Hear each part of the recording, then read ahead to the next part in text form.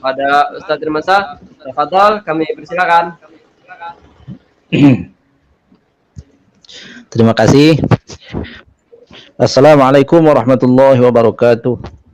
Waalaikumsalam warahmatullahi wabarakatuh. Bismillahirrahmanirrahim. Alhamdulillahirabbil alamin wassalatu wassalamu ala Rasulillah wa ala alihi wa sahbihi wa mawalah.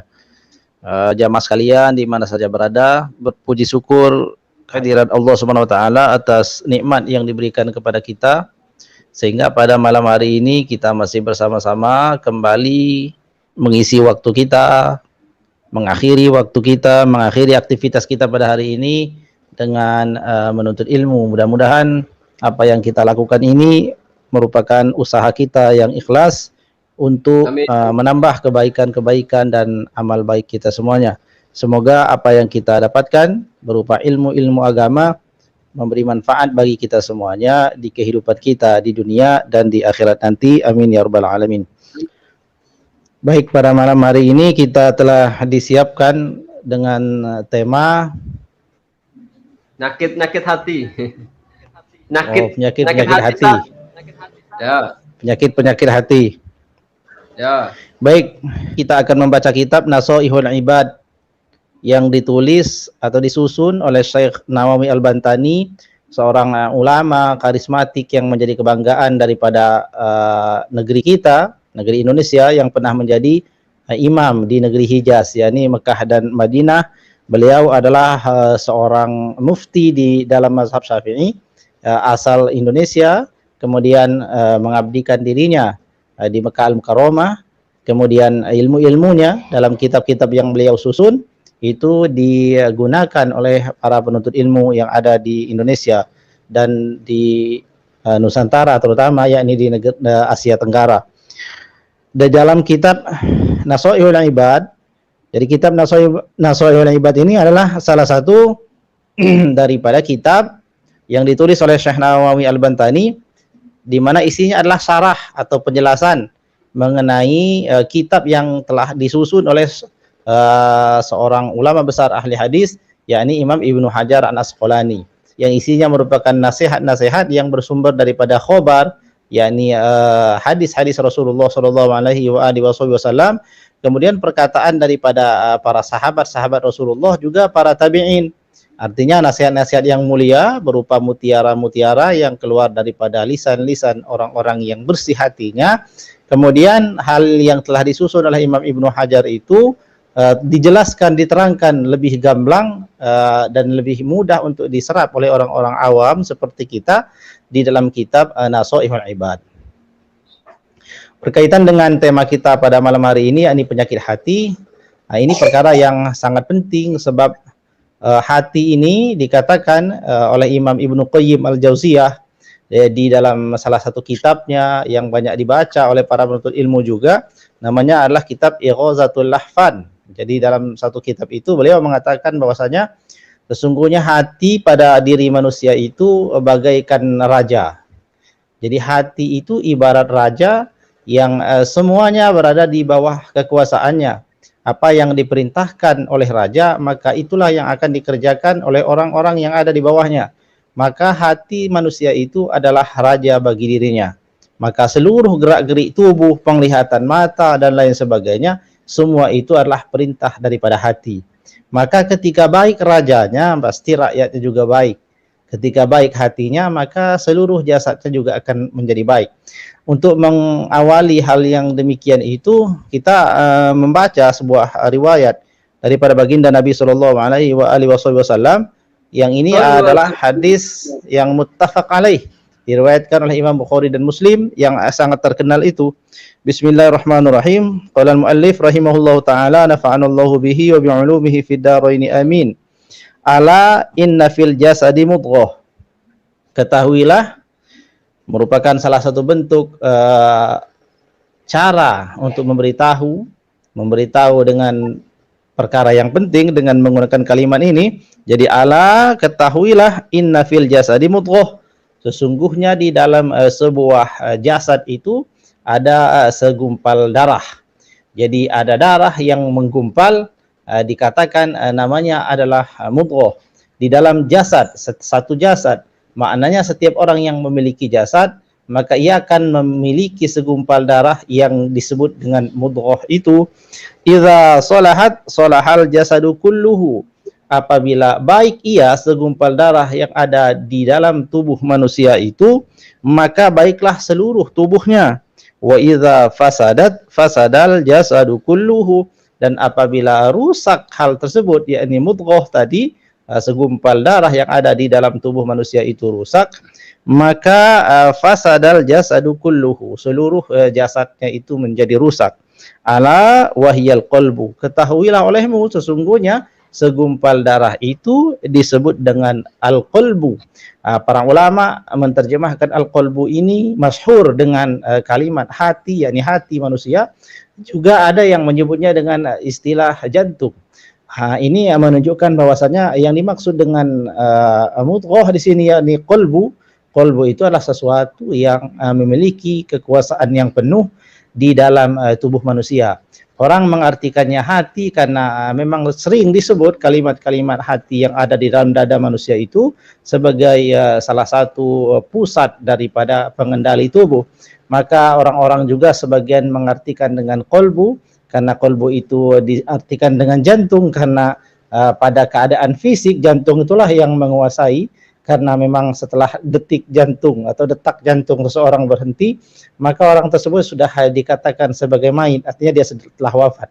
Yang manapun itu semuanya benar saja, karena yang pada hakikatnya yang kita maksud bukanlah sesuatu bentuk yang zahir yang terlihat oleh mata, tetapi lebih kepada perkara yang menjadi pengendali daripada gerak-gerik tubuh kita ini, di mana hati ataupun jantung, kita sebut saja hati yang sudah familiar, itu adalah raja daripada seluruh tubuh kita. Ketika rajanya baik, maka baik semuanya. Ketika rusak rajanya, maka rusak segala-galanya. Nah, inilah pendahuluan di dalam masalah ini. Kita telah membacakan sabda baginda Nabi Sallallahu Alaihi Wasallam mengenai segumpal darah di dalam hati kita yang disebut dengan hati, yang Imam Ibnu Qayyim Al-Jauziyah di dalam kitabnya Ighatsatul Lahfan, beliau menjelaskan ibarat daripada hati itu adalah raja. Ketika baik rajanya, maka baik semua. Tapi ketika rusak, maka rusaklah semuanya.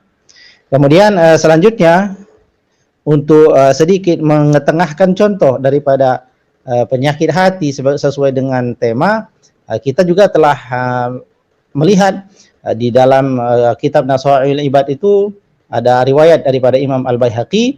Di dalam potongan daripada kalimat yang beliau tuliskan itu adalah dituliskan hadis Nabi Sallallahu Alaihi Wasallam yang diriwayatkan oleh Imam Al-Baihaqi. Sebagian ulama menyatakan hadis ini adalah hadis yang hasan. Salasun muhlikatun, ada 3 hal yang menyebabkan kebinasaan. 3 hal yang menyebabkan kebinasaan. Jadi ketika disebut binasa, maknanya bukan binasa di dunia, tetapi lebih parah lagi adalah binasa di akhirat. Sebab tidak semua orang yang binasa di dunia mengalami kecelakaan ataupun hal-hal yang tragis lainnya. Akan tetapi ketika imannya bagus, maka di akhirat tidaklah menjadi masalah baginya. Jadi ketika disebut salasun muhlikatun, 3 perkara yang menyebabkan kebinasaan, yang dimaksud adalah kebinasaan di akhirat nanti. Apa yang pertama daripada 3 hal yang disebut sebagai 3 hal yang merusak tadi itu? Yang pertama adalah suhun muta'un.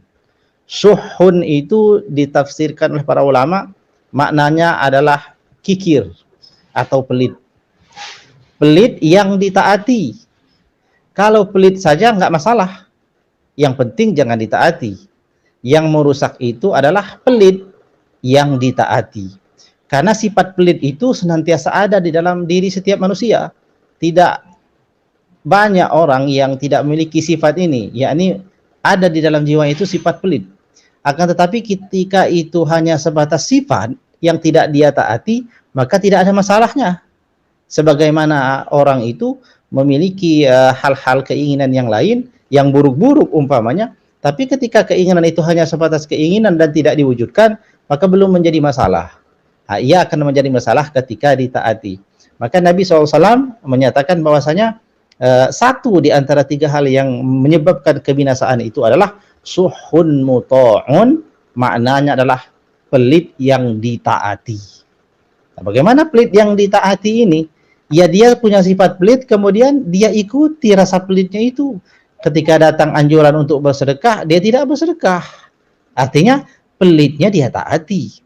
Tapi kalau pelitnya itu tadi kemudian dia lawan, ada datang anjuran untuk bersedekah, dia bersedekah, maka pelitnya itu sifat pelitnya menjadi kalah dan dia tidak sebagai pelit yang ditaati. Pelit yang tidak menyebabkan kemudaratan adalah pelit yang tidak ditaati. Tetapi kalau pelit jadi taati, maknanya diikuti pelitnya itu, maka itulah salah satu hal yang merusak. Nah, pelit ini juga di mana tempatnya? Bukan di lisan, bukan di pikiran, tapi disebut di dalam hati. Jadi sifat pelit itu adalah ada di dalam hati manusia. Maka itu disebut penyakit hati yang pertama. Kemudian yang kedua adalah wahawan muttabi, hawa nafsu yang diikuti, dituruti. Hawa nafsu, kalau sekedar hawa nafsu, maka Allah memang menciptakan manusia itu. Diciptakan pada diri manusia itu hawa nafsu. Sebab jika tidak ada hawa nafsu, maka tidak ada kehidupan, tidak ada keinginan lain dan sebagainya. Karena semua yang kita lakukan ini juga ada unsur hawa nafsunya. Ketika kita makan, kita ini punya hawa nafsu. Kemudian ketika kita ingin mendapatkan sesuatu, itu juga kaitannya ada dengan hawa nafsu. Tapi ketika tidak ditaati hal itu, maka tidak menjadi sesuatu yang menyebabkan kerusakan. Nah, kapan hawa nafsu itu merusak? Ketika dia ditaati, yakni hawa nafsu yang merusak itu adalah hawa nafsu yang buruk, kemudian ditaati secara terus menerus. Dan sekali lagi, sumbernya itu ada di hati. Jadi digerakkan oleh hati, maka zohir tubuhnya yang terlihat inilah yang menjadi tentaranya yang akan melaksanakan apa kehendak hatinya itu. Kemudian yang ketiga adalah wa'ijabul mar'i binafsihi. Sesuatu hal yang menyebabkan kebinasaan yang ketiga adalah seseorang yang ujub, takjub terhadap dirinya sendiri, menyombongkan dirinya sendiri, yakni ada perasaan di dalam hatinya bahwa dirinya lah yang lebih baik dari orang lain, lebih hebat dari orang lain, lebih berpengetahuan daripada orang lain, lebih benar daripada orang lain, lebih sedikit dosanya dari orang lain. Nah, perasaan-perasaan ini disebutkan bahwa itu adalah i'jabul mar'i binafsihi.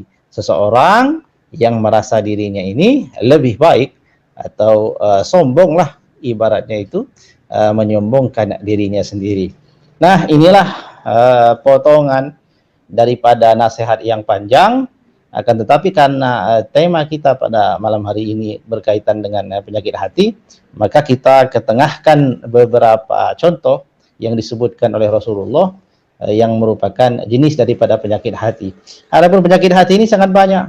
Ada riya, ada sum'ah, dan lain sebagainya. Semua itu adalah penyakit-penyakit hati. Akan tetapi dalam perkara hadis riwayat Imam Al-Baihaqi ini yang disebut tiga. Jadi suhun muta', pelit yang ditaati, yang dituruti, kemudian hawan muttabi', ya hawa nafsu yang terus diikuti, kemudian i'jabul mar'i binafsihi, seseorang yang sombong atas dirinya sendiri. Wallahu a'lam bishawab. Mudah-mudahan ada manfaatnya daripada pembukaan ataupun pengantar daripada bincang-bincang kita pada malam hari ini. Semoga bermanfaat. Wallahu a'lam bishawab. Wallahul muwaffiq ila aqwamit thoriq. Wassalamualaikum warahmatullahi wabarakatuh. Sallu ala Sayyidina Muhammad. Allahumma salli wa sallim wa barik alaihi wa Terima kasih Ustaz Dremansyah telah memberikan mukadimah pengantar tentang penyakit hati yang tadi dijelaskan oleh Ustaz Dremansyah. Ngopi dulu Ustaz. Tarik nafas dulu. Ya. Ngopi dulu.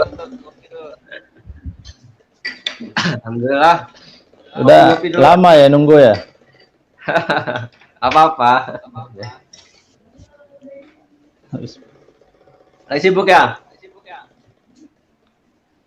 Ya, lumayan hari ini. Oh, ya nggak apa-apa lah. Biasa. Alhamdulillah, tapi masih bisa stay, bisa gabung. Alhamdulillah, tadi sudah dijelaskan di mukadimah tentang penyakit hati. Ada beberapa hal yang telah disampaikan dari kitab Nasibul Ibad ada 3. Ustaz, tadi kan ada 3 penyakit itu. Obatnya itu gimana itu? Obat ngatasi penyakit hati supaya nggak pelit, nggak hawa nafsu yang dituruti, supaya mau ujub gitu. Gimana tuh caranya, Ustaz? Ada nggak itu amalan atau caranya? Kalau kita nggak tahu kan lewat-lewat aja, jadi merasa paling ini aja kan? Gimana, Ustaz? Terima kasih. Jadi yang pertama, dengan melakukan sesuatu yang sebaliknya. Jadi yang pertama tadi itu penyakitnya adalah suhun muto, maka jangan taati pelitnya. Ketika kita merasa berat untuk memberi, maka lawan itu dengan memberi. Kemudian hawan muttabi, hawa nafsu yang dituruti, maka ketika hawa nafsu itu ada, kemudian dilakukan hal yang sebaliknya, yakni dilawan, tidak dilakukan. Kemudian yang ketiga tadi itu menyombongkan diri sendiri, maka rasakanlah kehinaan bahwa tidak ada sebenarnya yang menjadi pantas untuk kita banggakan. Daripada asal penciptaan kita memang sesuatu yang hina, lalu kemudian apa saja yang diberikan Allah di dunia ini itu tidaklah lebih berharga bagi Allah SWT daripada sayap nyamuk. Jadi andainya Allah SWT di dalam sebuah sabdanya Nabi SAW, seandainya Allah SWT ini menganggap penting dunia, menganggap baik, maka tentu saja Allah tidak akan pernah memberi makan seteguk minum pun kepada orang yang tidak beriman. Akan tetapi Allah tidak menganggap itu mulia dunia, hanya dijadikan sebagai sarana, maka semuanya bisa mendapatkan apa yang menjadi bagiannya di dunia. Nah, kemudian yang terkenal ada namanya seorang sufi, seorang ulama besar yang mulia, namanya Ibrahim Khawas. Jadi Ibrahim Khawas itu menuliskan tentang obat hati. Nah, ini sangat sudah dikenal di masyarakat kita karena sudah dinyanyikan oleh seniman yang juga dai, namanya siapa namanya? Opik. Yang obat hati. Opik. Ya, Ustadz Opik. Nah, itu sudah beliau buatkan dengan syairnya itu, maka itulah salah satu obat daripada sakit hati itu. Nah, beliau ini menyadur ataupun menerjemahkan ke dalam bahasa itu daripada ucapan dari seorang ulama besar, seorang sufi yang agung, namanya lah Ibrahim Khawas. Jadi dituliskan di dalam kitab Al-Azkar, kita ada juga sudah kita kaji itu. Kemudian di dalam sebagian juga kitab-kitab yang menuliskan itu tentang biografi daripada Ibrahim Khawas. Beliaulah yang mengungkapkan tentang obat hati ada 5 perkara itu. Jadi yang pertama adalah baca Quran dan maknanya. Jadi Quran itu kalau dibaca, tidak dibaca maknanya pun sudah membersihkan hati. Karena hati ini ibarat cermin. Setiap ada keburukan yang dilakukan, maka akan ada satu noda titik hitam ada pada cermin itu, sehingga ketika banyak sekali kesalahan, maka cermin yang jernih itu menjadi hitam semuanya, tertutup oleh noda-noda itu. Dan ketika kita baca Al-Quran, maka lambat laun titik-titik itu akan terkikis sedikit demi sedikit, sehingga akan menjadi jernih kembali. Nah, ketika hati itu sudah menjadi jernih kembali, maka nur, cahaya daripada Allah SWT, cahaya ilmu, cahaya hidayah, itu akan masuk ke hati, mengeluarkan semua penyakit-penyakit itu. Jadi baca Quran dan maknanya, kalau bisa dengan maknanya. Tapi kalau tidak bisa dengan maknanya, dengan membaca secara terus-menerus, itu akan membersihkan hati. Nah, salah satunya jadi itu ya. Nah, baca Quran dan maknanya. Kemudian sholat malam, berkumpul dengan orang-orang soleh dan seterusnya itu. Semua sudah hafal. Insya Allah, mudah-mudahan kita bisa tahu penyakit hati dan tahu obatnya, agar apa yang kita lakukan ini karena Allah Subhanahu Wa Taala, semata-mata ikhlas karena Allah Subhanahu Wa Taala, dan kita tata hati kita. Kalau kita udah tahu penyakit kita ini, obatnya ini, insya Allah ini akan memudahkan kita menuju Allah Subhanahu Wa Taala dengan hati yang bersih, hati yang salim. Ustaz, kalau ghibah itu penyakit hati, Pak? Apa itu, Ustaz? Ghibah. Jadi ghibah itu perbuatan, yakni membicarakan orang lain. membicarakan sesuatu tentang orang lain yang orangnya itu tidak ada di tempat, tidak mendengar ucapan itu. Kemudian apabila orang tersebut tahu tentang apa yang dibicarakan tentangnya, orang tersebut menjadi tidak suka. Itu sudah masuk pada perkara ghibah. Dan ghibah ini muncul karena kedengkian, kedengkian di hati, rasa iri, dengki dan lain sebagainya. Iri, dengki itu semuanya adalah salah satu daripada penyakit hati. Maka dikatakan oleh Imam Ibnu Qayyim itu sangat baik sekali menggambarkan tentang hati ini. Hati itu ibarat raja. Jadi apa saja yang digerakkan oleh lisan, apa yang digerakkan oleh tangan, apa yang digerakkan oleh kaki melangkah kemana, semua itu atas perintah dari seorang raja tadi itu. Raja tersebut adalah hati. Maka orang itu kalau sudah baik hatinya, maka geraknya pasti tidak akan merugikan orang. Lisannya tidak akan menyakiti hati orang. Seperti itu. Pandangannya juga tidak akan menyakiti orang lain. Nah, semua dari hati. Kalau gibahnya tentang kebaikan, orang tersebut gimana, Ustaz? Kalau yang dibicarakan adalah kebaikannya, kemudian untuk kita contoh dan kita tiru, maka itu bagian dari perkara yang tidak masuk ke dalam hal yang ghibah tadi. Jadi kalau kita membicarakan kebaikan daripada orang lain, maka itu adalah sesuatu yang baik. Jika tujuan kita ini adalah ikhlas dan benar. Sebab terkadang orang membicarakan kebaikan orang lain itu karena dia akan membandingkan orang yang lain lagi setelah itu. Jadi tipu daya setan di dalam ghibah ini Masya Allah luar biasa. Jadi pertama itu dia akan membisikkan untuk membicarakan sesuatu yang baik-baik tentang orang. Setelah itu maka dia akan mengusulkan kembali untuk membicarakan yang lain, kemudian akan ia bandingkan. Nah, yang tadinya baik berubah menjadi buruk. Ustaz, ada nanya, Ustaz. Minum dulu ya. Oh ya.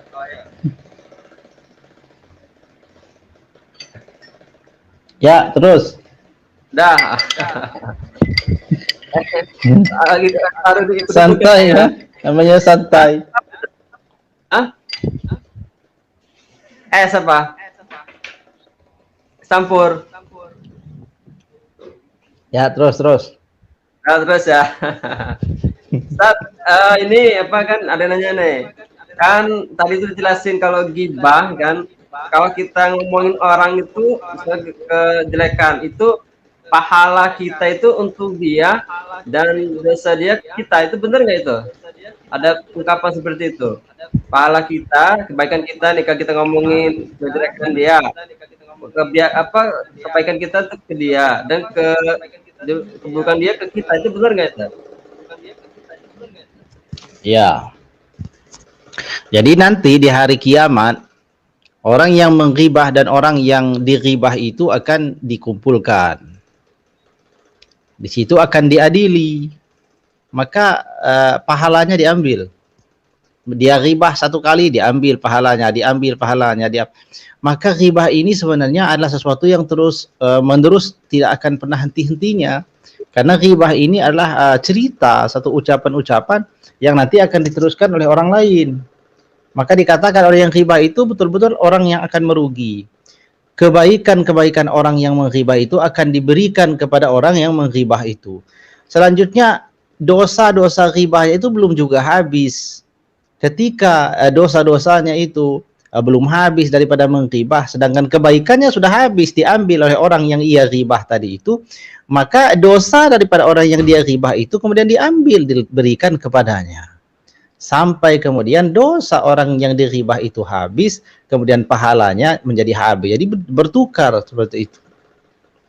Jadi memang perkara yang sangat merugikan yang namanya ghibah itu. Ghibah itu habis daripada pahala orang itu. Jadi orang yang dighibah itu sebenarnya beruntung. Kalau mau dihitung-hitung. Kalau dia sabar. Tapi kalau dia balas dengan ghibah juga, sama aja ya? Sama-sama. Sallu ala Sayyidina Muhammad. Ya, terima kasih atas penjelasannya. Kalau apa gimana yang ghibah itu seperti makan bangkai saudaranya sendiri? Itu penjelasannya gimana? Iya, jadi orang yang menghibah dikatakan dalam Al-Qur'an, sudikah engkau sekiranya engkau memakan daripada bangkai saudaramu sendiri? Ayyakula lahma akhihi fakarihtumu. Ayyakula lahma akhihi. Jadi sesungguhnya orang yang menghibah itu adalah sebagaimana orang yang memakan bangkai saudaranya sendiri. Jadi bangkai sudahlah bangkai. Bangkai bukan bangkai manusia saja tidak ada orang yang berani makan, apalagi bangkai manusia. Seperti itulah gambaran daripada betapa kotornya orang yang menghibah. Jadi ghibah itu betul-betul akan menghabiskan segala-galanya. Diibaratkan Quran seperti orang yang memakan bangkai saudaranya sendiri. Lainnya dia senang. Nah, gimana itu Ustaz? Hasad itu. Ya, jadi hasad itu ada pada tingkatan iri, dengki yang sudah paling tinggi. Karena dia tidak hanya tidak senang ketika melihat orang senang, tetapi dia tidak senang. Ketidaksenangannya itu sampai-sampai ia punya keinginan untuk menghilangkan nikmat yang ada pada orang lain itu. Nah, sifat daripada hasad tadi itu memang sangat berbahaya. Banyak sekali orang itu yang kemudian melakukan kejahatan-kejahatan sampai pada perbuatan-perbuatan yang di luar akal manusia yang sehat ketika ia memiliki sifat hasad itu.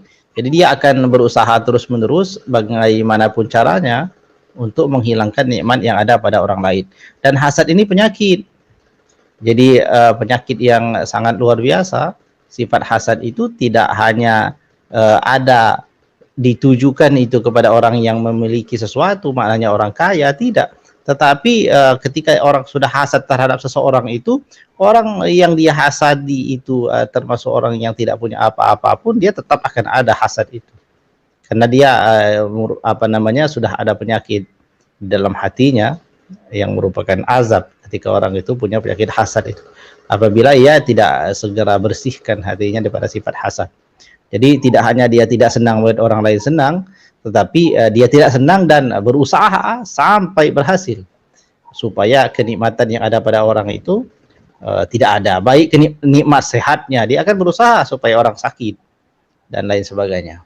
Maka Nabi SAW ini mengajarkan kita supaya kita selamat daripada orang-orang hasad ini tadi, sampai diturunkanlah dua ayat yang disebut dengan Al-Mu'awwidzatain, dua ayat yang merupakan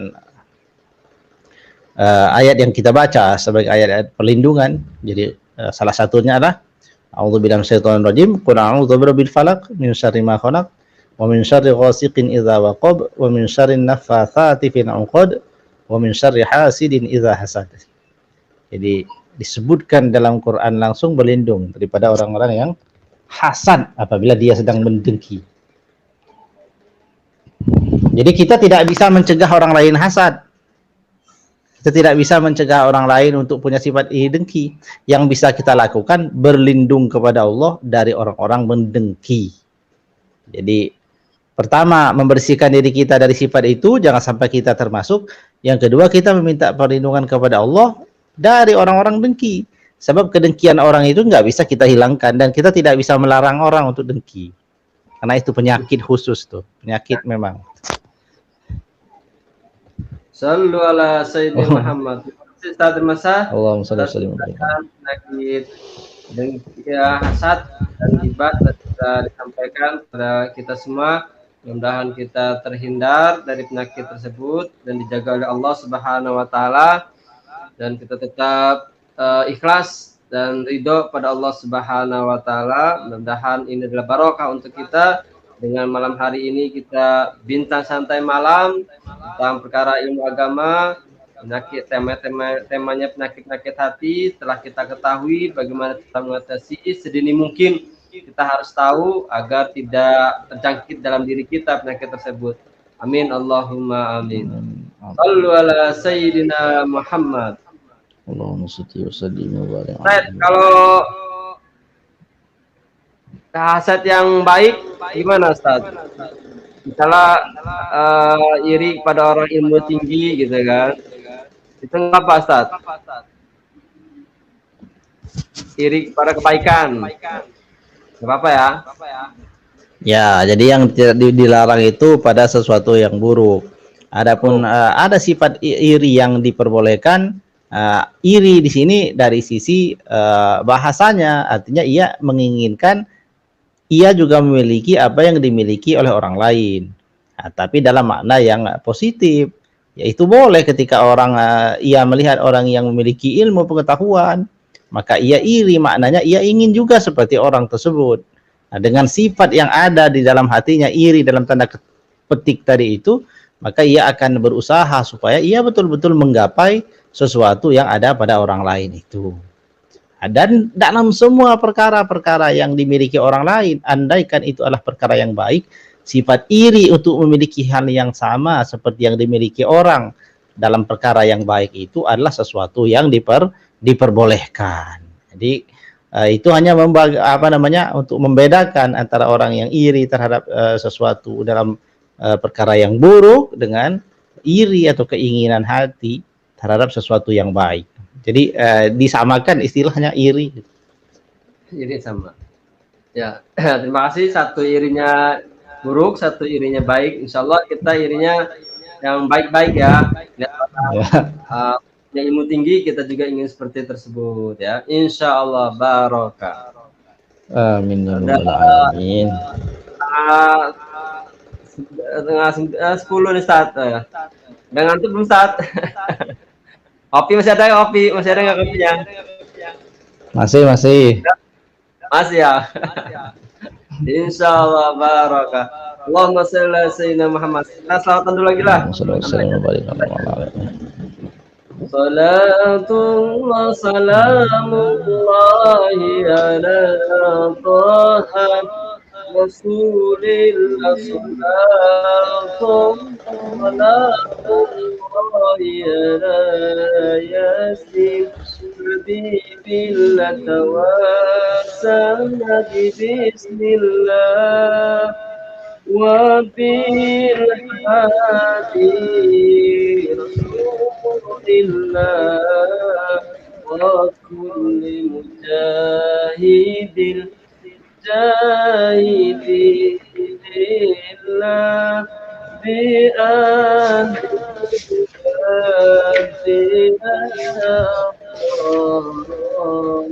sallu ala sayyidina Muhammad. Ustaz, ada yang nanya lagi nih Ustaz. Apa macam penyakit hati itu?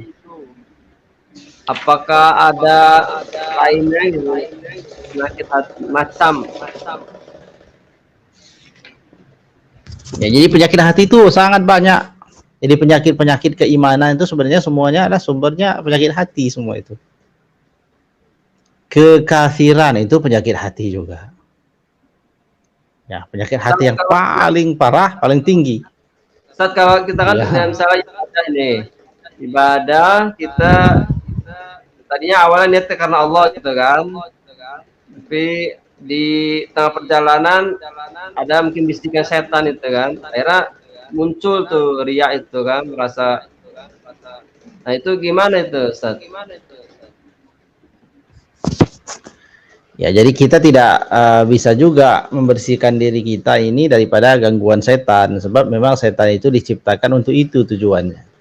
Jadi setan itu diciptakan, lalu kemudian iblis diciptakan, kemudian disuruh untuk sujud kepada Adam alaihissalam, Nabi Adam alaihissalam, sujud dalam makna ta'zim, menghormati Nabi Adam. Lalu kemudian iblis ini, rajanya setan-setan itu disebut iblis, maka menolak karena merasa dirinya lebih baik. Ana khairu minhu khalaqtani min nar wa khalaqtahu min tin. Itu ucapan daripada iblis ketika disuruh untuk sujud kepada Adam. Aku lebih baik daripada Adam. Aku diciptakan dari api, sedangkan Adam diciptakan daripada tanah. Lalu sejak saat itu iblis itu kemudian diusir dari surga, dan pada saat itu ia bersumpah untuk menyesatkan manusia, dan keinginannya itu kemudian permohonannya untuk berumur panjang Allah kabulkan, tidak akan pernah mati iblis itu sampai nanti hari kiamat, dan ia diizinkan untuk menggoda manusia. Namun orang yang berhasil digoda itu adalah orang-orang yang tidak beriman kepada Allah Subhanahu wa taala. Ada pun orang yang beriman dan kukuh keimanan serta ketakwaannya, maka dia tidak akan berhasil digoda oleh setan itu. Jadi dalam hal kita beribadah, kadang-kadang muncul sifat-sifat yang seperti itu. Maka kita harus kembali ke jalurnya. Kita sadar bahwa oh, ini adalah sesuatu yang di luar jalur, maka kita kembali lagi kepada jalurnya. Jadi andai kita ini kemudian ibadah, lalu kemudian muncul di hati kita ini sifat keinginan ataupun rasa, kita sudah terjerembab kepada ria, maka kita segera memperbaiki diri, kemudian kita banyak-banyak beristighfar dan tidak berhenti beribadah itu. Karena ketika kita berhenti beribadah lantaran kita takut pada ria, justru pada saat itu kita sudah jatuh pada ria. Jadi berusaha keras, lakukan terus-menerus ibadah itu, hari demi hari akan pasti lebih baik. Nah, ketika suatu saat kita itu merasa, ketika kita merasa tadi itu, maka itu adalah sinyal bahwa Allah SWT telah mengingatkan kita. Maka ketika kita sudah merasa ada pada jalur yang salah tadi itu, maka segeralah kita kembali kepada jalur yang benar. Katanya ria, ya kita jauhi perasaan ria itu. Kita banyak-banyak istighfar, minta supaya diterima amal ibadah kita.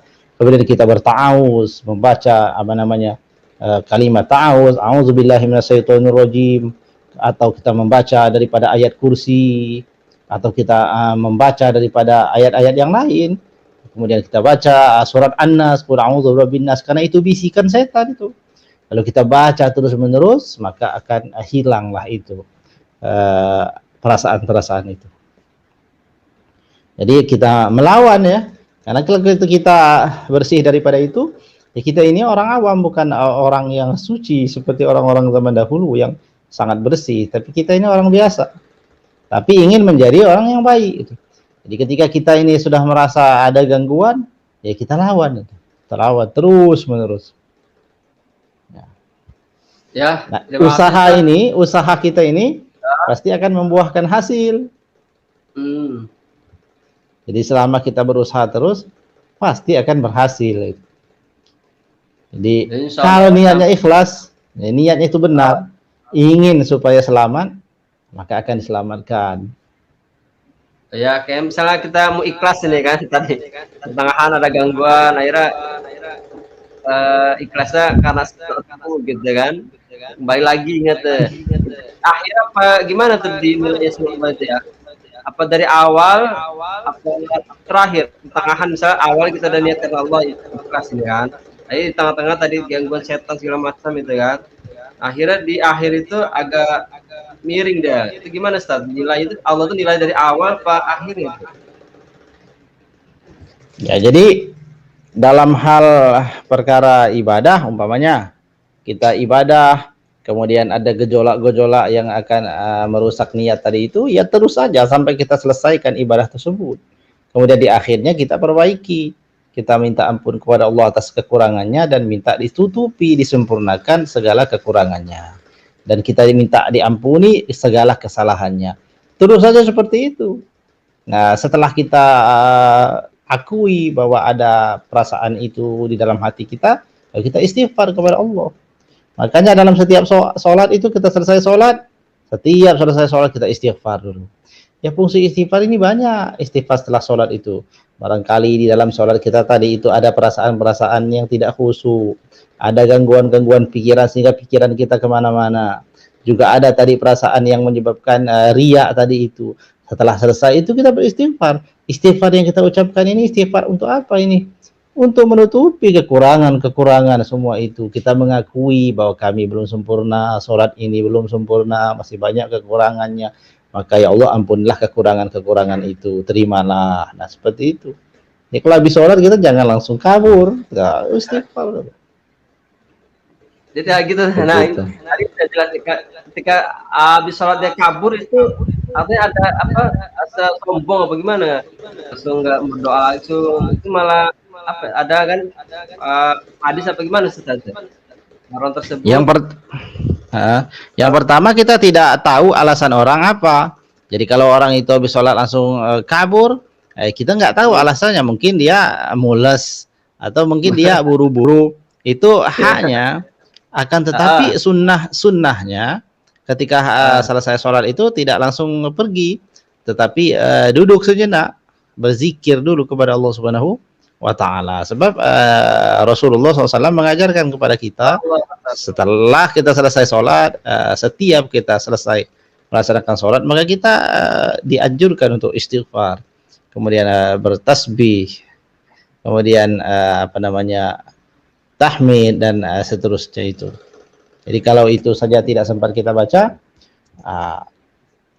mungkin kalau dia sibuk ya mungkin sesekali, tapi kalau terus menerus, kalau rutin gitu, rutin ya, apa itu ada rasa sombong nggak mau berdoa dulu sama Allah. Ya kalau rutin, kalau sekali-sekali ya lah, kalau rutin gimana tuh? Habis sholat cabut. Karena nggak ada ilmunya apa, merasa nggak perlu lagi sama Allah, nggak doa lagi, nggak perlu istighfar lagi. Itu gimana, Ustaz?